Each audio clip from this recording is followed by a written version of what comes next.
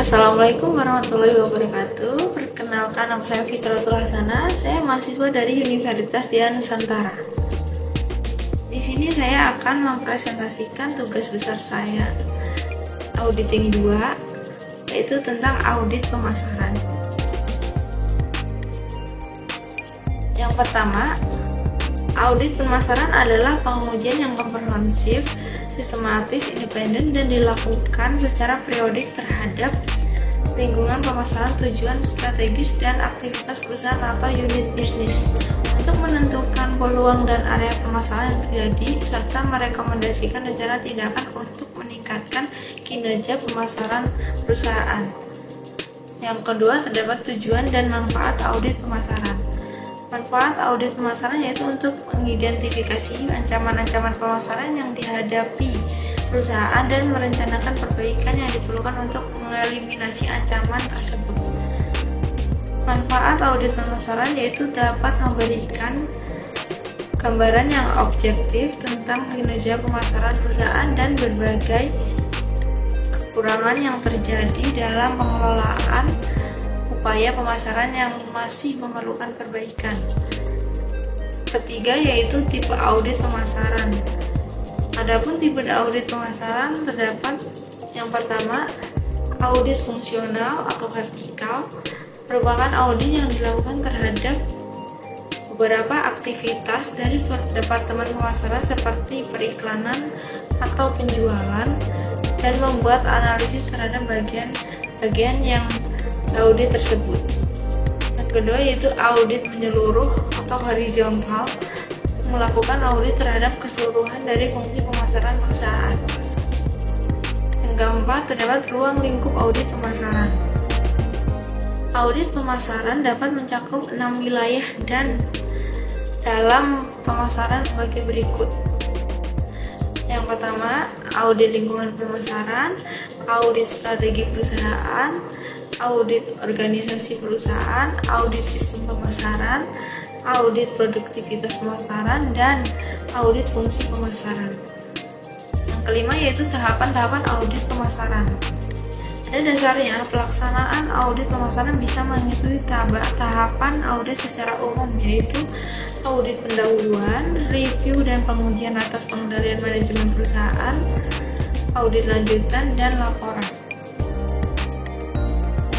Yang keenam yaitu proses manajemen pemasaran, yang dimana menentukan konsumen sasaran perusahaan harus memiliki segmen terbaik yang akan dilayani dan merancang strategi yang tepat untuk memperoleh laba yang tinggi dalam melayani segmen tersebut.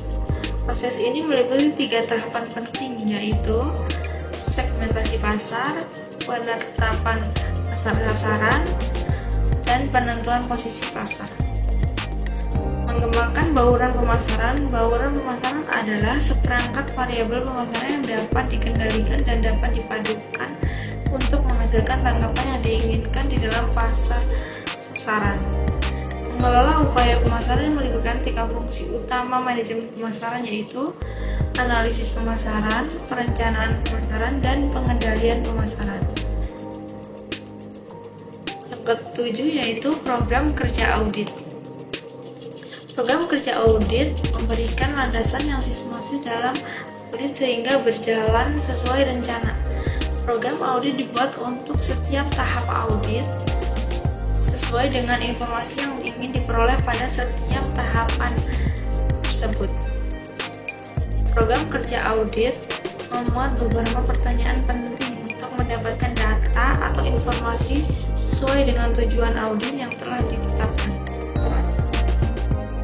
Kedelapan yaitu audit lingkungan pemasaran. Lingkungan pemasaran atau marketing environment terdiri atas para pelaku dan kekuatan-kekuatan di luar pemasaran yang mempengaruhi kemampuan pemasaran perusahaan untuk mengembangkan dan mempertahankan transaksi yang berhasil dengan konsumen sasarannya. Untuk mampu berhasil dalam kondisi persaingan yang sangat ketat ini, perusahaan harus menyesuaikan bauran pemasarannya untuk mengikuti tren dan perkembangan di dalam lingkungan ini. Yang kesembilan yaitu audit strategi pemasaran. Proses manajemen strategi terdiri atas 9 tugas penting, yaitu meliputi merumuskan misi perusahaan, meliputi rumusan umum tentang maksud keberadaan, filosofi dan tujuan perusahaan, mengembangkan profil perusahaan yang mencerminkan kondisi internal dan kapabilitasnya.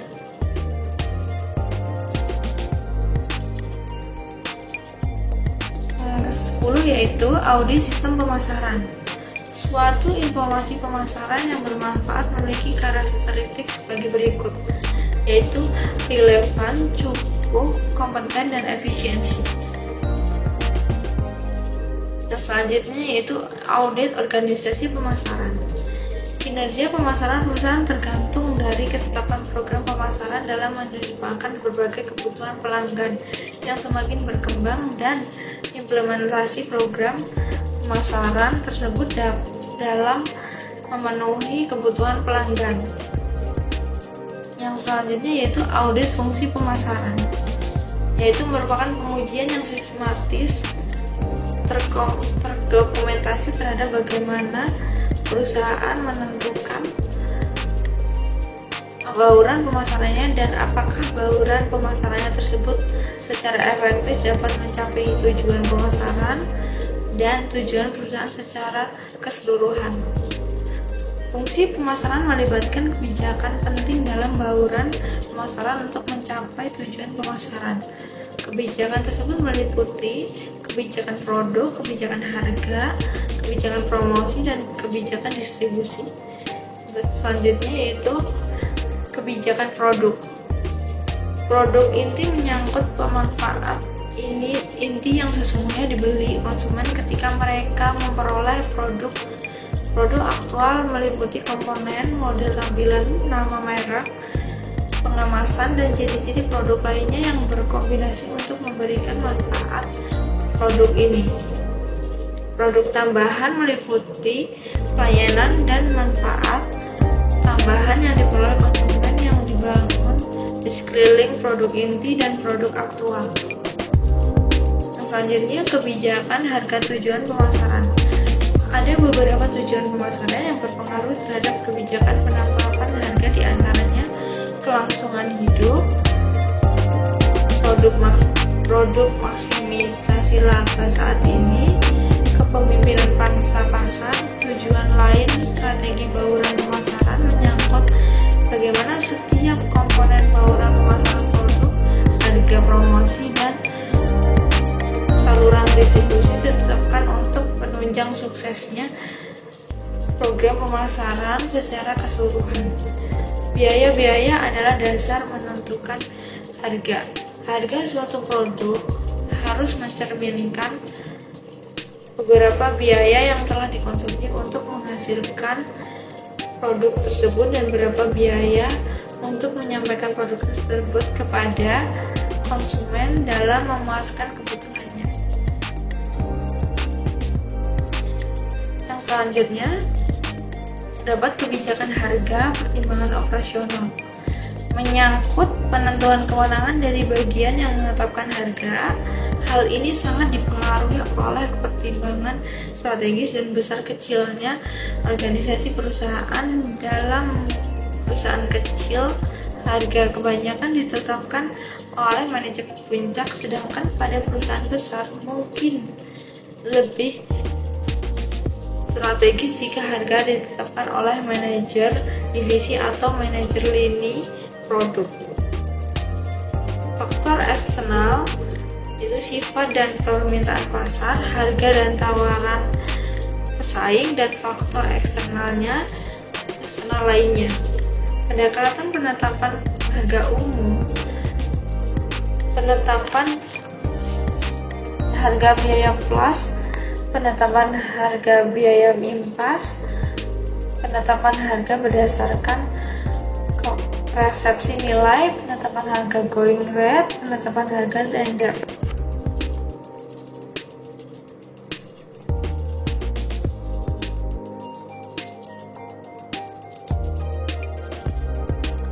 Yang selanjutnya yaitu kebijakan saluran distribusi yang berfungsi distribusi, yaitu informasi, promosi, negosiasi, pemesanan, pembiayaan, pengambilan resiko, pemilihan fisik, pembayaran, hak milik, keputusan mengenai bentuk saluran pemasaran, melibatkan pertimbangan penting tentang analisis kebutuhan pelanggan, penetapan tujuan saluran pemasaran, identifikasi alternatif saluran pemasaran utama, evaluasi alternatif saluran pemasaran utama.